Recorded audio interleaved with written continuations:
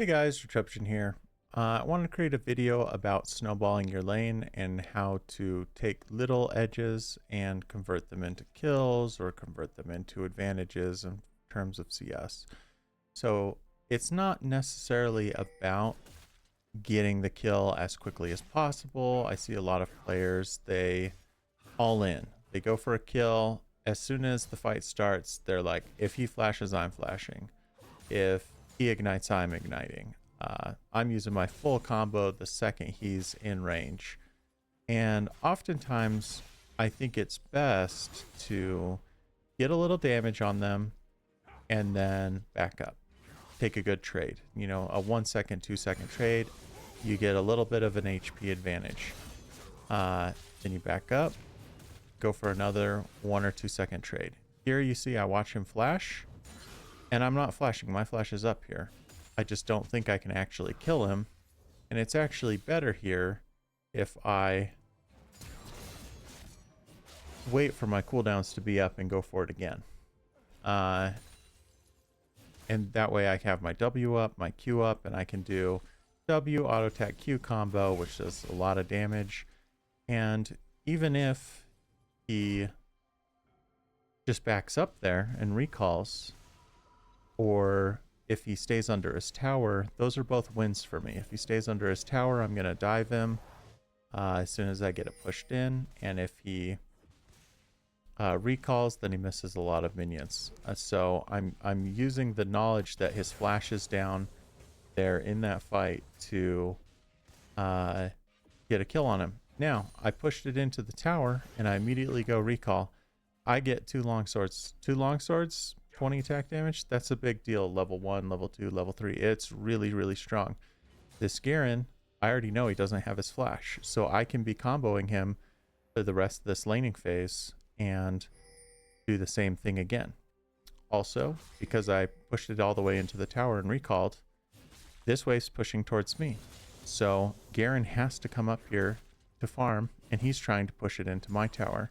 If he doesn't do that, he's going to be in a really bad position for the rest of the game, because I'm going to just trade with him.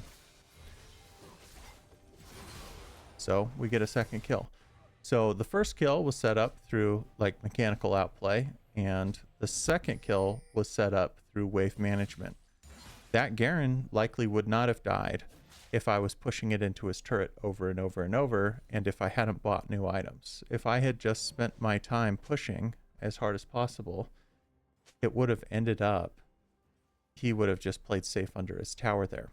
And as you can see now, he's level 4 with about a third of a level of XP, and I'm level 4 with about 3/4 of a level. And I've got this big wave that is going to level me up to 5, level me up to 6, and he's not going to be able to hit the minions. Anytime he's going to go for minions, I can trade. Now, here that was a poor trade because there's so many minions. There's just a lot of minions in this case. And so what Garen here is trying to do, he's trying to push it in to make sure it pushes back to him.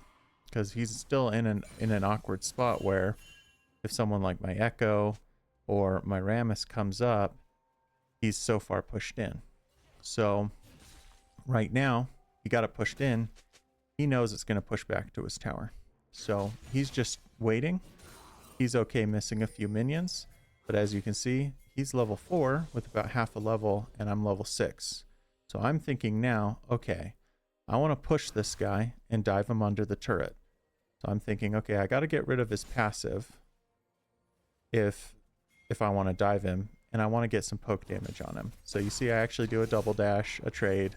It's not that good of a trade, but it puts his ability on cooldown. His W is on a 20-second cooldown, and now I can dive him.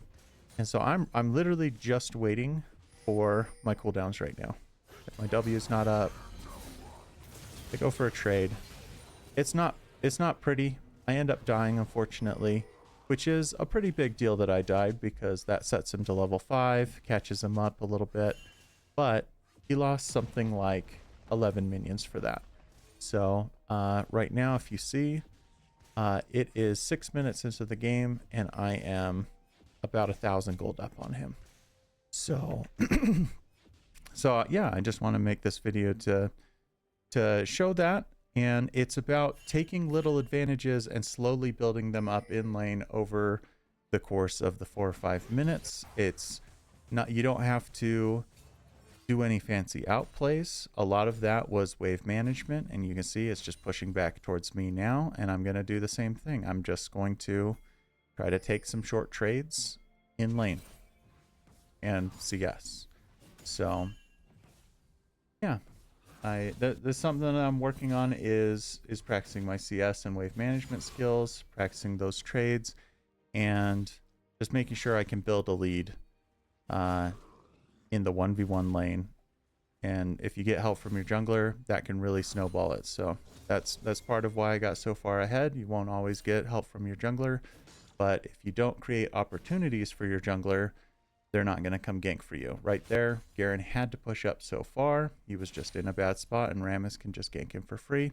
And you saw the Echo actually roamed up top as well, because he saw Garen was in that same kind of dangerous position and couldn't make a play.